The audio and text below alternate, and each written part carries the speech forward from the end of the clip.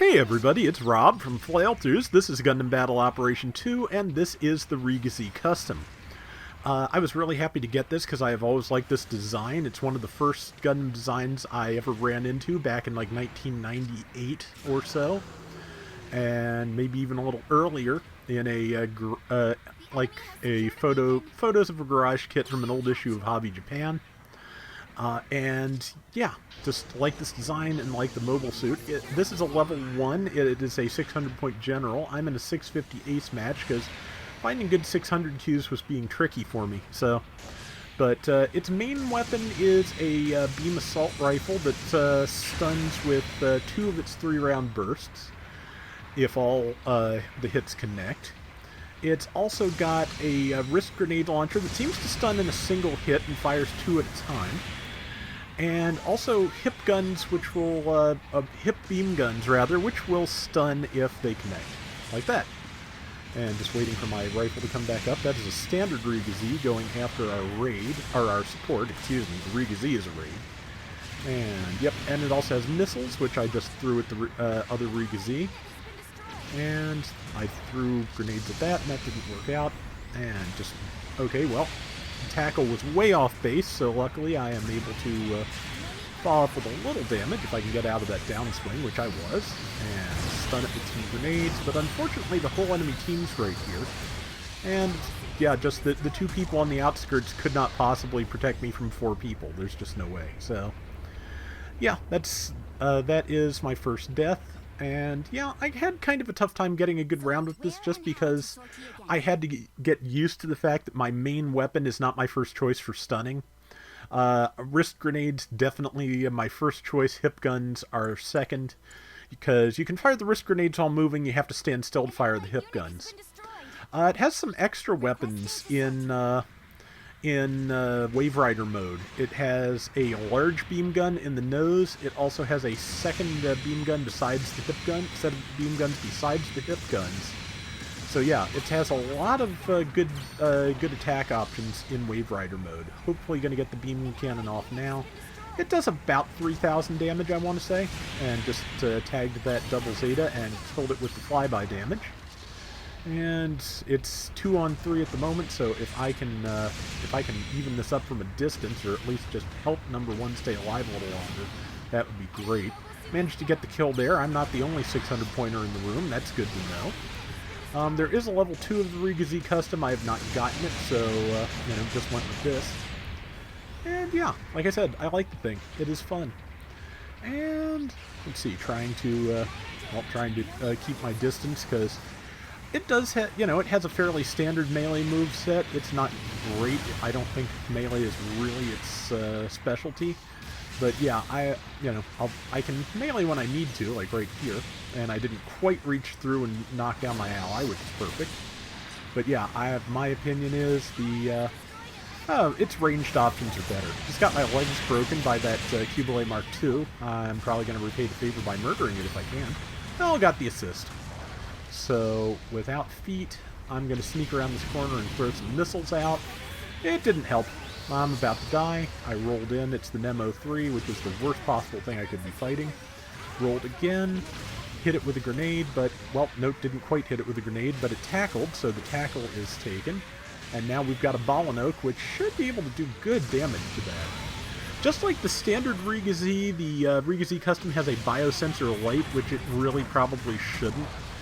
I don't think either version of RGZ was supposed to have a biosensor. One of the points of the Federation not allowing anyone to use the Zeta Gundam was because they thought the biosensor was too dangerous. That's the reason. I don't remember if they mentioned it in the movie version of Char's Counterattack, but I'm pretty sure it comes up in the novelization. That, yeah, the Federation just does not want anybody using Zeta Gundam, so it is locked up somewhere. And let's see. So, in terms of probably raw capabilities, at least in terms of the biosensor stuff, the Zeta should probably be stronger than standard RGZ, so that's probably why they scored those the way they do in this game. But I don't know. Let's see. That is that Cubile Mark II again, which I'd like to keep my feet, so I'm going to be back here. Let's see, it was after somebody else's feet for a second. I got stunned by one of his teammates before I could do any damage to it, and somehow I'm the ace. And even after I became the ace, even though I'm right here, that Balanoke went right ahead and killed it. So it's gonna be in this, to a certain extent, one of those ace rounds. As I recall, the team gets a little better about it.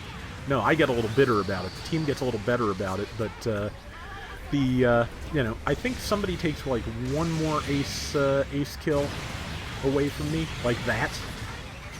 And yeah, and I'm also out of legs, so yeah, I'm looking for ace can handle this, which I found, because yeah, I kind of need to be able to make the kills if we want to win this, guys.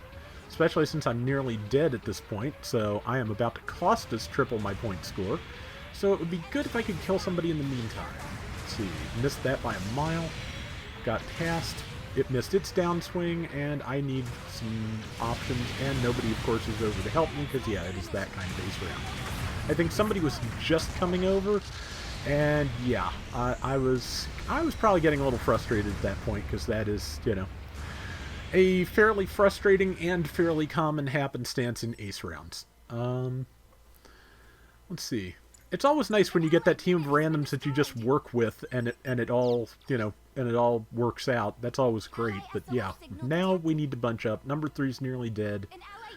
And, let's see. Yeah, so they're all going that way. I have a shot on the ace. I can kill it probably. Yep, got the ace, which kind of, you know, in terms of just strategy is kind of a waste. Because anybody can get those triple points, and if I could have killed something else instead, would have been better, but got to be able to do it. And grenading that Q-Blade to keep it still, hip guns, and tackle was not enough. But I managed to squeeze off some shots with the assault rifle before they were able to knock me down. There's a double Zeta up there, which I can kill if I can get my hands on it. If I can just fire, I can probably kill it. It's around the corner, of course, so yeah, it's doing a good job of being evasive, because it needs to stay alive if their team even has a hope of winning. And I'm like the last person that needs to be fighting it, so. And there's somebody behind me, of course, so yeah, they're, you know, the enemy team is playing relatively well.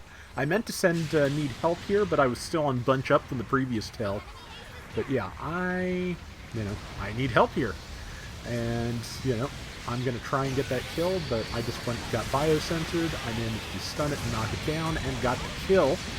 But yeah, just a little bit more support would have been groovy here. It's, yeah, like I said, just not one of those rounds where I was feeling super in sync with the team, but, you know, did okay in the long run, so can't be too upset. But, yeah, so we did it, and yeah, the RGZ custom is not bad. I want to spend more time with it, because I feel like I can get more out of it than I have, but I did okay. I did fairly well, in fact. 9,300 points, 1,500 of which were assists. I was targeted a bunch of the time, and let's see, final tally is 6 kills, 4 deaths. Not too bad considering. And that is going to do it for today's Gundam Battle Operation 2. We'll be back soon with more, so till next time, everybody take care and have fun. Later! But yeah, on the same visit to that one hobby shop, I got the issue of Hobby Japan with the RGZ Custom and the Master Grade Char's Gelgug, the first one. I got the last issue of Shonen Jump that Dragon Ball was ever in color in. And I got an issue of New Type, which had the article with the like different artists doing different takes on Gundam, where that Grandpa Gundam art that, you know, circulates comes from. So I think there was also a Shining Gundam poster by Katoki in that issue. So yeah, that was a really good trip to the hobby shop that time.